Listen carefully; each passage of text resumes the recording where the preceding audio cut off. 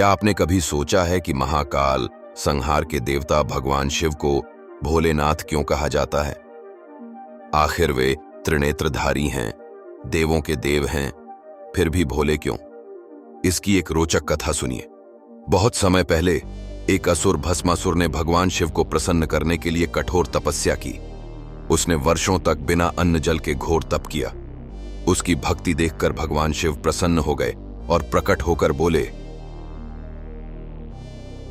तुम्हारी तपस्या सफल हुई, जो भी वरदान चाहो मांग लो। भस्मासुर को छल करना था। उसने बड़ी चतुराई से वरदान मांगा, हे महादेव, मुझे यह शक्ति दें कि मैं जिसके सिर पर हाथ रखूं वह भस्म हो जाए। भगवान शिव को दया आ गई। वे अत्यंत सरल हृदय वाले हैं। बिना कुछ सोचे समझे उन्होंने तथास्तु कह दिया।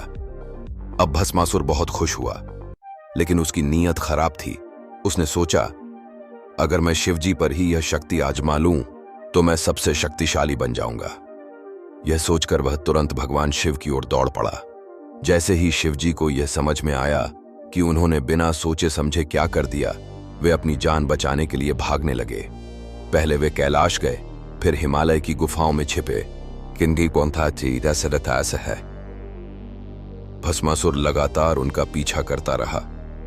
आखिरकार भगवान शिव भगवान विष्णु की शरण में पहुंचे। भगवान विष्णु ने सारा हाल सुना और फिर उन्होंने एक उपाय सोचा। उन्होंने मोहिनी रूप धारण किया, एक अपूर्व सुंदर स्त्री का रूप।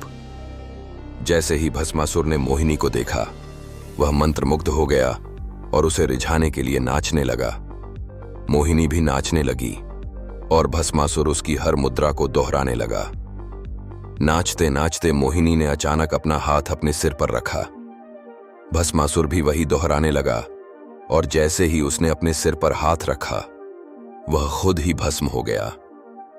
भगवान शिव को भोलेनाथ इसलिए कहा जाता है क्योंकि वे अपनी भक्ति से प्रसन्न होकर बिना कुछ सोचे किसी को भी वरदान दे देते हैं, चाहे वह देवता हो, असुर हो या मानव।